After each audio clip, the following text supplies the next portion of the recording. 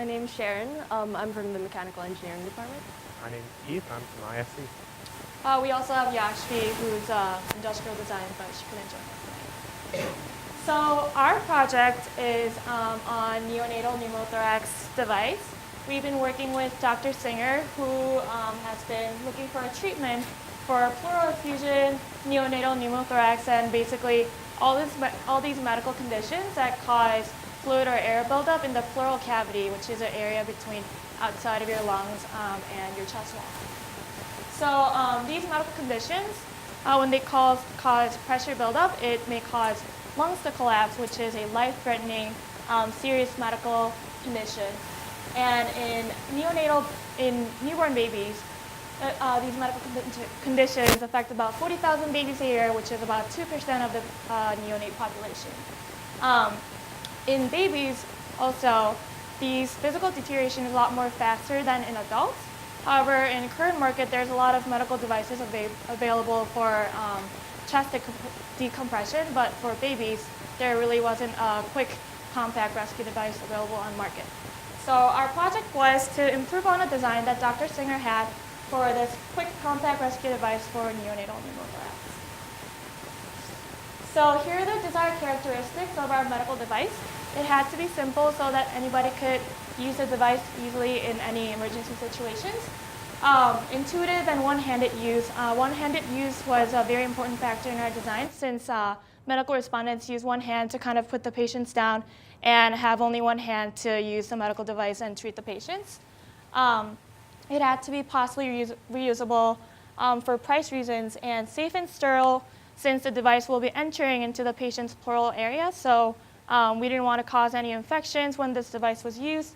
And lastly, it had to take minimal low storage space so that the device is easily portable and is immediately available for any situations.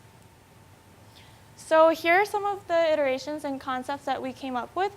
We focused on the ergonomics, medical parts integration into the device, and easy usability. So we started out with a few sketches, as you can see on the slide, how to have grips on the device for installation, and how to pull the stylets out to release all this built-up pressure in the pleural cavity. And this all had to be done in one hand. So we started out with a few sketches and then printed out some of our concepts. So we had two casing designs for hold. So this is one. Oh, goodness. So these are the two casing designs that we came up with, shown on this slide. And then we also came up with a couple hub designs for using two fingers to pull out the stylets. And So as you can see up here, it's Dr. Singer's original patent. The figure right here is what he had on his patent, and we recreated it on Fusion. As you can tell, it's quite uniform in terms of width, and the hub is very small. And there's this large spherical space on the bottom, which we didn't really see the need for because it consumed a lot of space. So here's our take, and after all the iterations, we came up with this version. So this is basically kind of how the first one looked on his patent. And the duct fill valve was much bigger. And here is our final version. It fits very comfortably on the hand, and the hub has been altered as well so that it fits around the fingertips.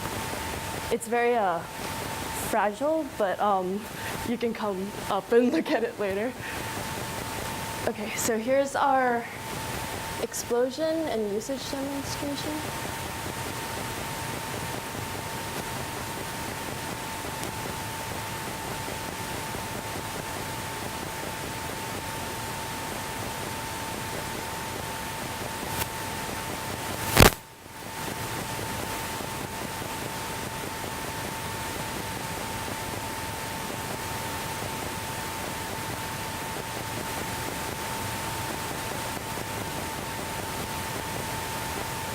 Put an orange just because it's less violent than having a baby. There's a needle.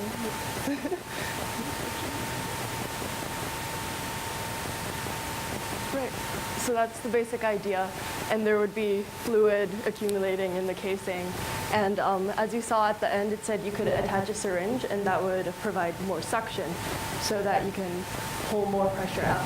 So here's the component breakdown of our device, just so you know the functions of everything.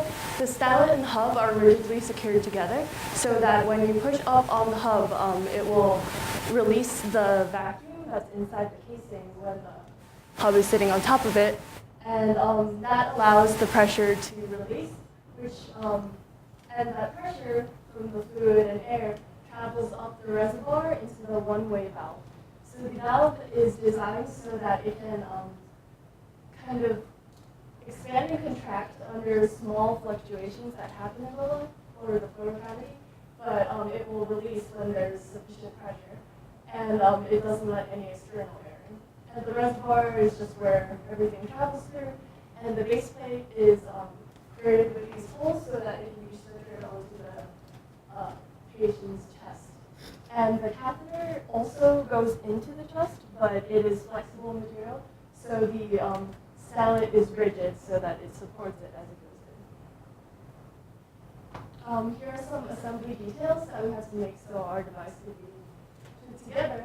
And here's the lure lock for the syringe that's attached after the stylet and hub are removed. And then here is kind of a twist lock that we created. We made it so that the reservoir basically holds everything together. It supports the base plate from the bottom with sort of an edge. Like there's a protrusion here so that it holds the base plate. And then there's this kind of twist lock design so that it holds the case. Right. So the last stage was to get our medical components to interface with what we had designed, and Dr. Singer finally figured out what he wanted to do, and we got those parts last Friday. So we had 3 days to try to make everything fit, and it almost fits, but it needs at least 1 or 2 more iterations before the complex geometry of the lure locks interface nicely. But what we had to use was an angiocatheter. That's the flexible part that stays in the pleural cavity. That locks onto the very bottom of the device. There is the stylet, which will fit inside that catheter and provide support. And then there's the ductal valve. Now, the ductal valve is currently in our design, but that's what allows the pressure to be released. We did a pretty brief stress analysis on it. The forces used were what you would anticipate to be an extreme scenario, just to see where it finally started to deform and break. For the most part, there's not going to be a lot of force applied on anything but the casing when it's actually maneuvered and then planted into the chest wall.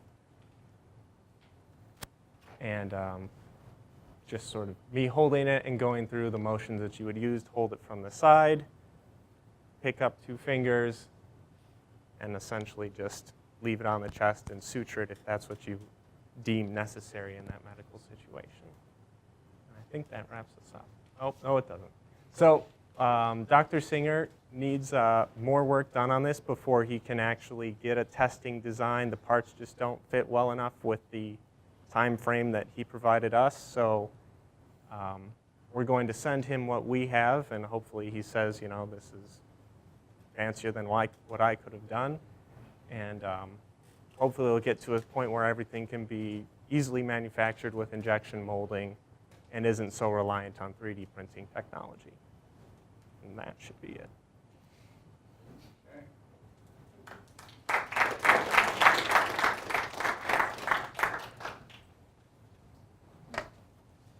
When you said in the outset that it may be disposable or might not, I couldn't quite understand that.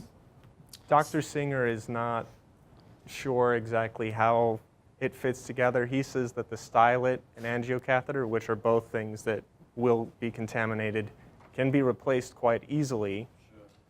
But he's still working with JT Rubber, who manufactures the ductal valve, to see whether or not that is something that you would say, hey, this could be cleaned in a bath or similar. So in that sense, he's not sure. He has to figure out what what is going to work. I thought that probably his insurance company would say, if you're going to poke something through the chest wall of a Right. newborn, it's going to come out of a sterile package. Right, yeah, So- and that's obviously something else that Yeah, he's got to work with. sure. So how, were you able to connect the hub and the styler? Yeah, everything fits together well in a sense that I can demonstrate function. I'm not going to pass it around because it does have the pieces in it, but the stylet does fit nicely into the top. That's actually a pretty good press fit.